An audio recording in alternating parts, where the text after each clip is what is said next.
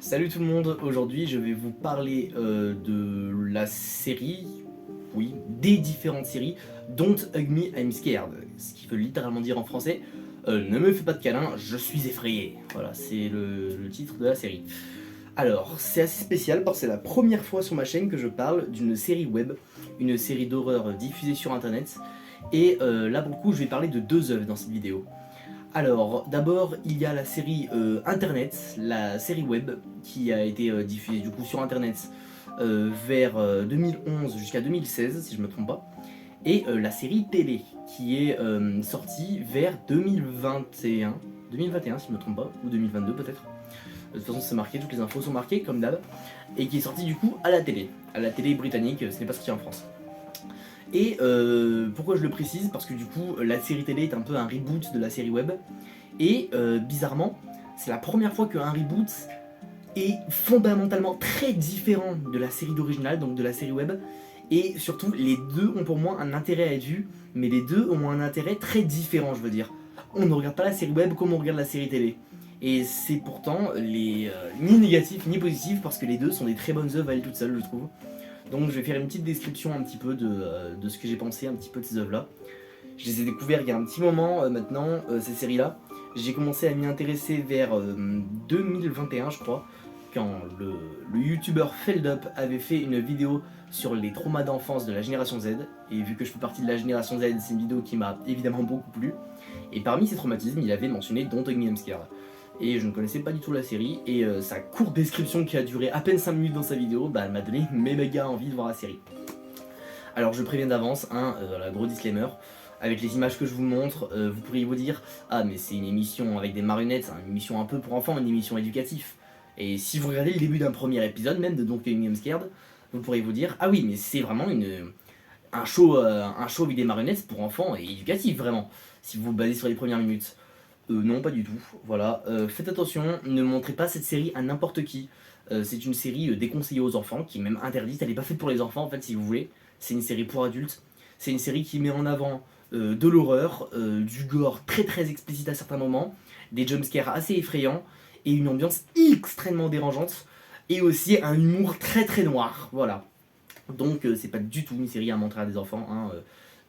Tenez vos enfants éloignés de cette horreur. Voilà, ne regardez ça qu'entre adultes, c'est une bonne idée, je pense. Donc, d'abord, je vais parler de la série web. Alors, la série web, qu'est-ce que ça raconte? C'est l'histoire de trois personnages qui sont... alors déjà, oui, c'est un fait, cette série s'inspire beaucoup des shows pour marionnettes à la Sesame Street ou le Muppet Show, avec des personnages en marionnettes et souvent... à chaque épisode, vous savez, c'est des épisodes en chanson, avec un petit personnage joyeux qui arrive pour leur faire une petite leçon en fait. Et bah là, c'est exactement la même chose. Donc on a trois personnages que vous voyez sur l'affiche. Il y a le Yellow Guy, littéralement le gars jaune. Oui, les personnages n'ont pas de nom, ils s'appellent comme ça. Le Red Guy, le gars rouge. Et Duck, le canard. Voilà. On fait ce qu'on peut avec les noms. Du coup, dans chaque épisode, ces personnages-là, chaque épisode en fait, il y en a 6 en tout dans la série web. Et chaque épisode est très court et dure entre 3 à 8 minutes. 8 minutes, c'est le dernier épisode qui dure un peu longtemps, mais à part ça, le reste, franchement, c'est très court. Et c'est souvent une chanson dans l'épisode. En gros, les personnages sont dans une situation assez classique, on va dire, juste ils mangent ou alors ils font un pique-nique, bref, des trucs qui apparaissent beaucoup dans ce genre d'émission tout public. Et au début, après, il y a un petit personnage qui apparaît, un objet souvent qui prend vie comme un petit bloc-notes, ou alors une télé, ou j'invente, hein, ou alors une petite horloge qui prend vie avec un sourire et qui leur apprend une petite leçon de vie. Et c'est en chanson et tout. Les musiques sont très fun, premier degré, je commence direct à donner mon avis. Je trouve que toutes les musiques sont vraiment mais ultra agréables à écouter. Que ce soit dans la série web ou même dans la série télé, c'est le seul truc que pour le coup qui se ressemble un peu entre les deux œuvres. Les musiques sont vraiment très accrochantes. Alors c'est des musiques qui s'inspirent clairement des chansons pour enfants de Sesame Street. Mais je sais pas, elles sont entraînantes, elles sont joyeuses et elles sont même très très drôles après, mais on parlera de l'humour. De l'humour, on en parlera après. Mais ouais, c'est assez bien fait déjà à ce niveau-là. Et du coup, à chaque fois, on nous parle d'une leçon de vie par épisode. Alors, dans la série web, les 6 épisodes parlent des leçons différentes. Le premier épisode parle de la créativité, le deuxième du temps, pourquoi pas, le troisième de l'amour, le quatrième de l'informatique, si je me trompe pas. Bon, en tout cas, ça parle d'un truc comme ça, soit d'internet, soit de l'informatique, ça parle. Le 5e, il parle de l'alimentation. Et le 6e, il parle des rêves. Enfin, il en parle, entre guillemets. Vous comprendrez quand vous le verrez. Et donc chaque schéma d'épisode c'est comme ça, c'est assez classique avec juste un petit bloc-notes, enfin un petit bloc-notes, enfin un petit personnage un objet qui prend vie et qui donne une leçon en chanson à nos personnages, sauf qu'il y a un plot twist. À chaque fois dans les épisodes c'est assez normal on va dire, même si les personnages ont une gueule assez creepy, franchement je suis désolé mais la gueule des personnages principaux dans la série web ils ont une gueule vraiment flippante quoi, ils ont un regard vide, ils sont bizarres, tu te dis ah ouais déjà l'ambiance ça a l'air un peu chelou. Et au début de l'épisode c'est assez normal, et puis plus l'épisode avance, plus il y a des petits trucs bizarres à chaque fois. Et c'est comme ça dans tous les épisodes, il y a toujours des petits trucs étranges. Par exemple dans le premier, d'un coup on sait pas pourquoi la musique s'arrête et ça devient très bizarre, et il y a un grand silence gênant, et puis la musique reprend de manière toute joyeuse. Donc c'est assez bizarre. Et ensuite dans chaque épisode, à la fin il y a un grand climax, les choses bizarres s'enchaînent jusqu'à ce qu'à la fin on ait un énorme chaos. Tout devient extrêmement sanglant, extrêmement gore, extrêmement bizarre, extrêmement morbide, et ça rend extrêmement mal à l'aise, et c'est même assez terrifiant pour être honnête. C'est une série qui est très efficace pour faire peur, ça c'est sûr, et qui fait preuve d'une énorme créativité. Mais ouais, chaque épisode a ce format-là. Et en gros, pour résumer, la série web, c'est surtout une série à énigmes en fait. Voilà, chaque épisode, c'est un peu ce schéma que je viens de vous énoncer, mais il y a quand même un lien entre les épisodes. Et surtout, c'est un peu une énigme, cette série web en soi. Parce que dans chaque épisode, il y a des petits indices qui nous fait sous-entendre de ce qui se passe à la fin. Je vais éviter de pas trop vous spoil, même si bon, il n'y a pas grand chose à spoil, mais en gros, la série nous sous-entend très clairement que nos 3 personnages principaux sont manipulés, qu'ils ont été créés par un espèce de fou qui s'amuse à les torturer en fait. Et c'est pour ça qu'ils vivent des choses bizarres. Donc voilà, c'est plus ou moins l'histoire de la série. Même si c'est jamais dit très clairement, c'est très énigmatique comme série en soi. Et c'est ça qui est très réussi, je trouve, le côté énigme de la série est brillant. Chaque petit détail a son importance, ce qui fait que regarder des vidéos théories sur cette série est juste génial à faire finalement. Parce qu'il y a tellement de petits détails que finalement chacun peut avoir son interprétation des choses. Et quand je dis petits détails, vous imaginez même pas à quel point. Par exemple, des fois, mais en arrière-plan, vous pouvez zoomer en arrière-plan et vous verrez des minuscules éléments de décor. Et je vous assure que chaque minuscule élément de décor ont une interprétation à avoir. Vraiment, c'est une série qui est très facile à interpréter. Même si bon, l'interprétation principale de la série, de cette énigme qu'on peut faire finalement, c'est qu'ils sont manipulés par un espèce de fou qui les torture. Voilà, c'est la seule chose qu'on peut en tirer réellement de cette série sans vraiment se tromper. Mais en tout cas, ouais, le côté énigme est très plaisant. Même si du coup, ben voilà, c'est plus une série qu'on regarde pour résoudre le mystère finalement. C'est un peu un défi si vous voulez. Mais il n'y a pas que ça comme qualité. J'ai déjà dit que les musiques étaient bonnes, également l'énigme est bien cachée en elle-même. Et aussi la créativité, je vais un peu plus le mentionner. Je trouve vraiment que la série fait preuve d'une créativité débordante. C'est peut-être l'une de mes séries web d'horreur préférées de tous les temps, et je rigole même pas. Elle est vraiment réussie, elle a une ambiance très sanglante. Vraiment, ça c'est le genre de truc qu'on retrouve que sur internet, je me disais. Je me disais, ah oui, mais vraiment, il n'y a que sur internet qu'on ose faire un truc aussi osé, aussi bizarre, aussi glauque, aussi malsain. Et c'est ça que je trouve fort dans internet. C'est un truc que j'ai toujours dit, mais l'horreur qu'on voit sur internet surpasse l'horreur qu'on voit à la télé, au cinéma, dans les livres. Enfin, quand je dis surpasse, je parle pas au niveau de la qualité, je parle au niveau du malsain. Pour moi, l'horreur sur internet est beaucoup plus malsain que le cinéma ne le sera jamais. Non, mais vraiment. Parce que sur internet, il n'y a aucun filtre, il y a pas de... ça passe pas en salle, ça peut passer n'importe où sur internet. Donc finalement, il y a un peu tout n'importe quoi qui peut passer, et même des choses super zarbes comme cette série. Et c'est vraiment fascinant à regarder. Alors, le premier épisode de la série, personnellement, il m'a rendu extrêmement mal à l'aise. Le premier qui parlait de la créativité, du coup, lui, il m'a un peu traumatisé, même pour être honnête. C'est le plus flippant de la série. Lui, il est vraiment très fort à regarder, on est vraiment pas bien. J'avais limite une angoisse, je me disais, oh là, mais c'est quoi ce truc? C'est bien fait, oui, mais wow, c'est trop pour moi, quoi. Et j'ai regardé les autres, j'ai bien fait, parce qu'ils sont un peu moins malsains, ils sont beaucoup plus digestes, ils sont plus agréables à regarder, même s'ils restent malsains. Et finalement, je regrette pas parce que j'ai tout simplement adoré cette web série. Elle est vraiment géniale. Il y a pas mal de petits éléments qui me plaisent. Les musiques sont excellentes, la créativité, et surtout, il y a un petit message dans chaque épisode en fait. Un message qui critique un petit peu notre société. Par exemple, l'épisode sur la créativité est assez ironique parce que le professeur, le petit bloc-notes qui leur apprend des chansons sur la créativité, et ben à la fois il leur apprend à être créatif, mais il leur apprend à être créatif que d'une certaine façon. C'est-à-dire que par exemple, il leur dit oui, par exemple, regarde ce que les nuages signifient pour toi. Ça, c'est être créatif. Par contre, le vert, ce n'est pas une couleur créative. C'est vraiment ce qu'il dit mot pour mot, hein, ça n'a aucun sens. Il dit le vert n'est pas une couleur créative. Dessiner un clown sur un tableau. Attention, tu ferais mieux de ralentir, ce n'est pas créatif. Ouais, c'est complètement idiot. Et c'est un peu une critique de la société qui accepte juste une certaine forme de créativité. Par exemple, si quelqu'un fait un tableau magnifique comme la Joconde, ou un film de science-fiction comme Star Wars, les gens diront wow, cet homme est très créatif. Alors que si jamais tu fais une série vraiment mais zarbe, étrange comme Don't Hug Me I'm Scared, les gens te diront que t'es juste complètement cinglé et qu'il faut arrêter la drogue. Alors que c'est de la créativité, ça reste de la créativité et c'est même de la très bonne créativité. Parce que pour imaginer un truc aussi perché, il faut être très créatif en soi. Donc ouais, c'est un peu une critique de la société dès le premier épisode. Et chaque épisode critique un peu plus la société tout le temps. Dans le deuxième épisode, il critique le fait de mourir un petit peu. Dans le troisième sur l'amour, il critique la religion chrétienne.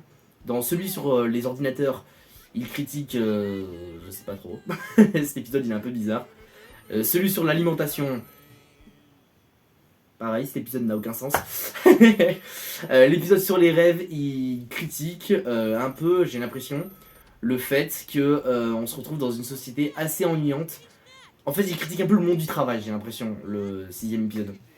Et c'est des critiques que je trouve vraiment assez intéressantes à regarder pour le coup, et qui sont vraiment intéressantes à analyser pour le coup, et qui sont bien faites. Et maintenant, un dernier point que je veux aborder sur la série web, c'est l'humour. Alors c'est pas évident parce que la série web est avant tout une série d'horreur, elle est faite pour faire peur. Mais il y a de l'humour quand même, et de l'humour qui marche vraiment bien. C'est de l'humour très noir, très absurde, c'est de l'humour basé sur le non-sens si vous voulez. C'est-à-dire quand un truc est tellement absurde et qui n'a tellement aucun sens dans notre tête que finalement on ne peut que rire tellement ça n'a aucun sens. Et la série web, alors pas trop, mais il y a des moments vraiment, mais tu pouffes de rire, tu te dis mais mon dieu, mais c'est complètement débile comme histoire. Et ça rend super bien. Les personnages eux-mêmes qui sont très drôles aussi, les trois personnages, notamment le red guy, le type rouge là qui est super drôle, parce qu'il parle toujours comme ça. Bonjour. Voilà, il parle toujours de manière super blasée, c'est hilarant. Le petit gars jaune, c'est un gars très niais, hein, vraiment, ça se voit qu'il est jeune, il est idiot, il est bête, il dit n'importe quoi, et c'est trop drôle. Et le canard vert, c'est un petit peu un connard, quoi. C'est juste un gros connard et c'est ce qui le rend drôle. Voilà, ils ont leur personnalité, ils sont assez attachants. Et c'est ça qui est bizarre, c'est que les personnages, il leur arrive des horreurs dans cette série. Mais c'est pas juste un gros bordel fait pour faire peur, vu que je vous ai dit, il y a une petite cohérence. Il y a une petite histoire sur un espèce de fou qui les a créés et qui les torture. Et finalement, on s'attache un petit peu à eux parce que c'est des personnages très attachants et qui sont assez bien faits pour le coup. Même s'ils sont moins développés que dans la série télé, mais ça je le dirai plus tard. Voilà, donc pour résumer, je dirais que la série web est vraiment très bonne.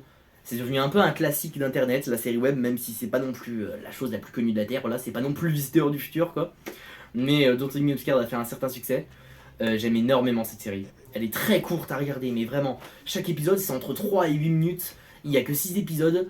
Et surtout, mais c'est trouvable très facilement sur YouTube. Elle y est en VO, en VOSTFR, il y a des sous-titres français très rapidement sur YouTube. Et il y a même une VF amateur qui a été faite sur YouTube par des Français. Une VF faite par Nessie Lapeste, qui, je vous mets la description de sa playlist, elle a doublé toute la série. Et c'est un doublage amateur, oui, mais je trouve qu'il est vraiment de bonne qualité, il fait vraiment le taf, et les musiques ont le même charme que dans la VO, donc franchement, GG à Nessie, t'avais fait un très bon travail avec cette série à l'époque, félicitations. Donc voilà, n'hésitez pas à aller voir cette série, elle en vaut vraiment le coup, même si bon, faut aimer les trucs très très gore et très extrêmes, et très... pas extrêmes non, mais très malaisants, voilà, faut aimer ce genre de trucs, et surtout l'humour très noir. Maintenant, on va parler de la série télé. Alors, quand la série web s'est arrêtée, les créateurs voulaient absolument faire des nouvelles œuvres dans cet univers-là. Et il y a eu plein de projets abandonnés. Il y avait un projet abandonné qui se passait dans une ville qui s'appelait Clay Hill. C'était un peu à la South Park. En gros, nos trois personnages se retrouvaient dans une ville. Il y avait des personnages récurrents et tout. Il y a juste eu un pilote qui a été fait sur ce concept de petit village, etc. Sur Clay Hill.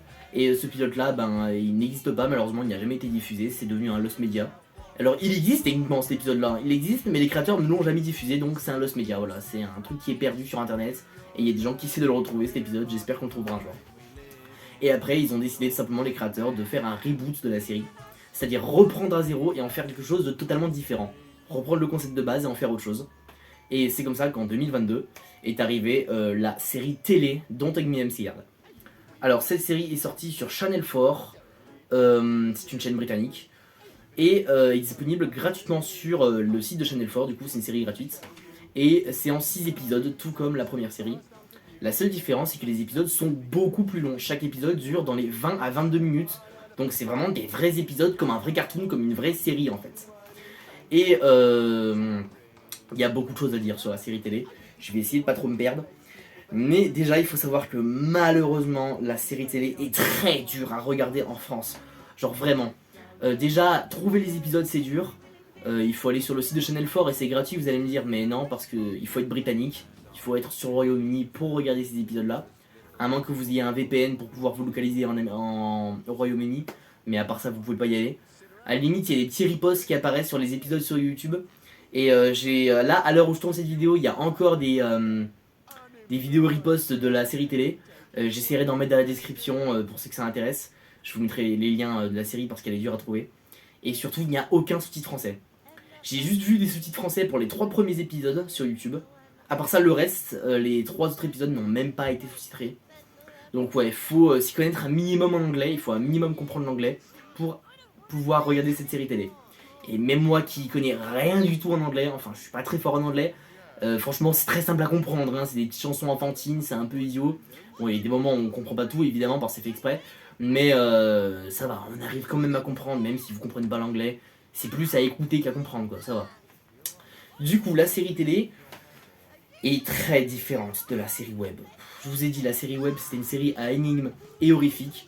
Là, la série télé, c'est une série principalement d'humour. C'est une comédie, c'est une très grosse comédie, c'est une grosse blague.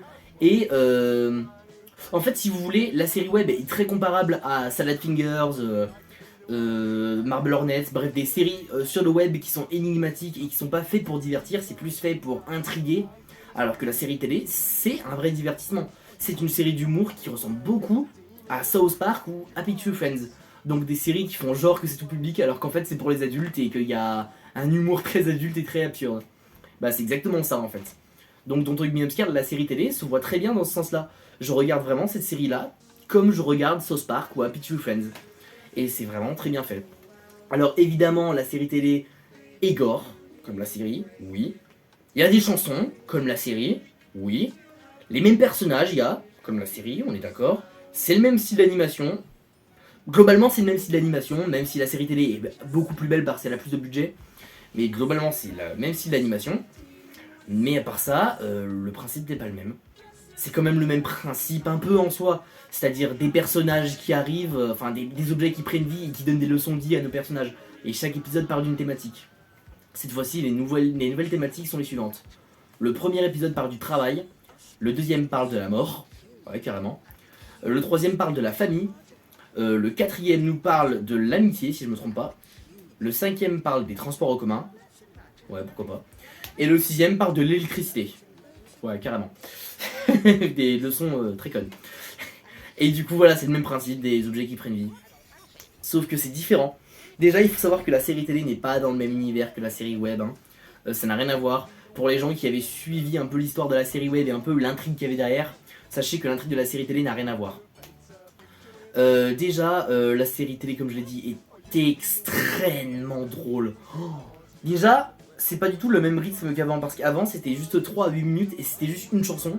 Là non, chaque épisode c'est une vraie aventure en fait.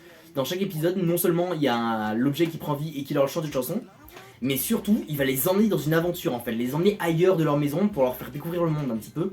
Et surtout il y a des petites scénettes avec les personnages qui parlent entre eux et qui ont des dialogues complètement débiles et hilarants. En fait, si vous voulez, dans la série web, les personnages, bon, je vous ai décrit un peu leur personnalité déjà, mais en vrai, leur personnalité, elle se voit pas tant que ça dans la série web. Et dans la série télé, mais leur personnalité est tellement développée, et ils sont tellement, mais hilarants. Leurs relations sont complètement débiles, ils se détestent, mais ils s'aiment bien à la fois. Genre, ils disent jamais très clairement qu'ils sont amis. Genre, il y a un épisode où le canard meurt, c'est pas trop un gros spoil, et le gars jaune, il est triste, il fait « Ah, bah, il est mort, c'est triste. » Et le gars rouge, il fait « Oh, allons, c'est pas si grave. Tu l'aimais pas tant que ça de toute façon. Tu te rappelles quand il te mordait? Ah ouais. Et là on voit sur sa jambe il a une grosse morsure. C'est complètement con comme humour. Alors il y a quand même des moments qui font peur dans la série. En fait si vous voulez, La série web, c'était surtout une série d'horreur avec un petit peu d'humour. La série télé, c'est surtout une série d'humour noir avec un petit peu d'horreur. Il y a des moments dans la série télé qui font très peur quand même. Notamment l'épisode 3 sur la famille qui rend extrêmement mal à l'aise. Moi j'étais pas bien en voyant l'épisode 3. Mais à part ça, le reste, franchement, il fait pas peur du tout quoi. C'est surtout de l'humour très sombre, évidemment, faut pas montrer ça à des enfants, c'est de l'humour pour adultes, de l'humour sombre. Mais qui est vraiment très drôle. Par exemple, il y a... En fait, le running gag, surtout qu'il y a dans cette série télé, c'est que les personnages sont complètement idiots et que du coup, les personnages qui leur apprennent des choses, bah, ils comprennent rien et du coup, ils se rendent pas compte que des choses sont graves. Par exemple, mon épisode préféré de la série télé, c'est l'épisode 2 sur la mort, quand le personnage, le canard, est mort, et qu'il y a une tombe qui prend vie, qui fait « Très bien, il faut que nous préparons ce jour merveilleux », comme si c'était un mariage quoi, alors que c'est une mort. Et du coup, il y a une chanson qui fait « On se prépare pour ce jour si spécial », les gens ils sont heureux, on voit ils font des confettis, alors que c'est un enterrement. Et tous les dialogues de cet épisode n'ont aucun sens, tout est idiot, tout est absurde, leur façon de se parler est juste trop drôle, cette série est trop drôle et c'est n'importe quoi. Et ce qui est bien, c'est que la série garde ce côté moral. Mais contrairement à la série, où la série web pour moi parlait de vraie morale et de vrais problèmes de société, pour moi la série télé est un peu comme South Park. C'est-à-dire que c'est une satire. Le but c'est de se foutre de la gueule de sujets de société, mais le but ce n'est pas d'en tirer une vraie critique et d'en tirer une vraie morale. Par exemple, désolé mais l'épisode sur la famille, ou encore sur les transports en commun, il n'y a aucune morale, ça n'a aucun sens, il y a rien à en tirer. C'est quand même une satire de la société, ça se base sur un truc de la société pour en faire quelque chose de débile, mais le but c'est juste de nous faire rire, il n'y a aucune morale à en tirer, comme South Park d'ailleurs. Mais en tout cas, ouais, c'est le côté satire est très bien géré quand même. Alors, ça c'est ce que j'en ai principalement retenu de la série télé, elle est extrêmement drôle, elle est débile, elle est parfaite à ce niveau-là, et elle sait vraiment faire peur à certains moments. La série télé est aussi créative que la série web. Il y a des moments mais visuels où l'esthétique est juste magnifique quoi. Il y a des moments où t'as une animation qui sont même plus faits avec des marionnettes, il y a des moments avec de la pâte à modeler par exemple, des trucs comme ça, et c'est super beau. Et j'adore beaucoup, c'est très réussi. Et il y a quand même, pour info, pour ceux qui se demandent, vous allez vous dire, mais pour ceux qui connaissent la série web, vous allez vous dire, mais du coup on abandonne totalement le côté mystère, il n'y a plus d'énigmes, il n'y a plus rien à résoudre. Si, il y a quand même un mystère, mais le mystère, il est très minime. Le mystère, il commence à apparaître seulement dans l'épisode 5. Donc c'est vers la fin de la série qu'il commence à y avoir du mystère. Et l'épisode 6, vers la fin de l'épisode 6, oui c'est une grosse énigme. Il se passe un truc très bizarre. Et de ce qu'on comprend, à la fin de l'épisode 6, les personnages semblent se faire manipuler un peu comme dans la série web. On dirait qu'ils sont un peu torturés comme dans la première série finalement. Avec un nouveau personnage qui n'est pas la même personne que dans la première série. Et ouais, c'est assez intéressant pour le coup. Bon, je vais éviter de trop vous spoil, mais ouais, l'épisode 6 c'est vraiment flippant, vraiment bizarre. Et c'est waouh, c'est. L'épisode 6 c'est un vrai chef-d'œuvre de manière générale, je trouve que l'esthétique est juste magnifique. Pour vous résumer juste ce qui se passe dans cet épisode, pour vous donner un peu envie. En gros, c'est un épisode normal où il y a une. Où leur compteur électrique prend vie pour leur expliquer qu'est-ce que c'est l'électricité. Ouais, c'est idiot.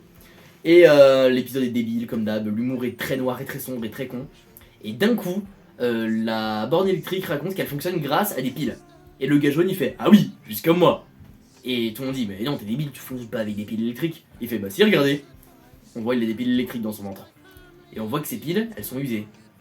Du coup ils lui mettent des piles neuves, il devient extrêmement intelligent. Et là il réalise un truc, il est devenu tellement intelligent qu'il réalise un truc. Depuis le début, la scène qu'on voit dans tous les épisodes où ils sont dans la cuisine, en fait depuis le début, à l'endroit où il y avait la caméra, derrière la caméra, il y a un escalier.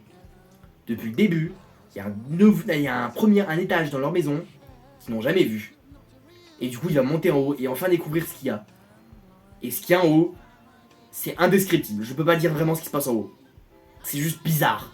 Très bizarre et putain de créatif. C'est assez effrayant mais à la fois fascinant. Bref, cet épisode est une pépite de créativité. Et surtout la fin. Oh, le dernier plan. Oh là là. Le dernier plan de la série. Putain, il est horrible. C'est un peu le désespoir et à la fois drôle. C'est juste.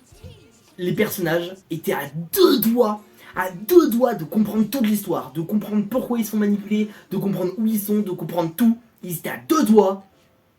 Et boum. Ils ont tout perdu. Et ils ne s'en rendent même pas compte. À la fin, ils sont heureux, ils rigolent et tout. Ils font les cons et tout. Et ils se rendent pas compte qu'ils viennent de passer à deux doigts de sauver leur vie. Je peux pas en dire plus. C'est vraiment très bien fait comme fin. ça rend très mal à l'aise. Le dernier plan final où ça dézoome sur eux. Wow, c'est juste brillant, j'ai adoré ce qu'ils ont fait. Mais ouais, de manière générale, la série télé m'a extrêmement plu.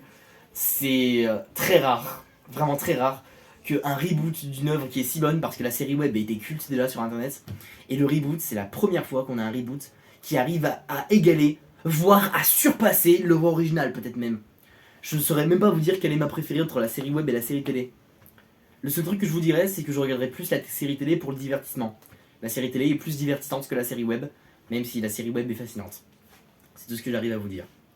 Et voilà pourquoi je vous conseillerais énormément cette série télé, même si c'est très dur à trouver. Mais si vous parlez anglais, il y a zéro problème, hein. Vous pouvez trouver facilement les épisodes sur YouTube et les regarder. Et sinon, je sais pas trop quoi vous dire. Et voilà, du coup, c'était un petit peu la fin de cette vidéo sur Don't Take Me I'm Scared, la série télé et la série web. J'espère que ça vous aura plu. J'espère que ça vous aura donné envie de voir cette série. Ces séries, du moins. Je parlerai sûrement d'autres séries web d'horreur sur ma chaîne très prochainement, ou même de web-séries. J'avais déjà parlé du Visiteur du Futur, maintenant je parle de Don't Take Me I'm Scared. Notamment une vidéo sur Salad Fingers, ceux qui connaissent savent de quoi je parle.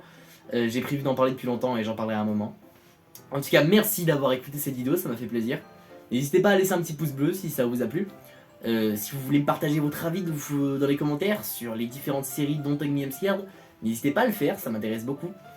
Et si vous avez envie, allez voir le contenu de ma chaîne. Je fais juste des vidéos où je parle, où je donne mon avis sur des œuvres qui me plaisent, des films, des livres, des jeux vidéo, des séries, un peu de tout, je parle un peu de tout. Voilà, faites ce que vous voulez. Et du coup, je vous remercie de m'avoir écouté jusque là. Et je vous dis à très bientôt. Ciao.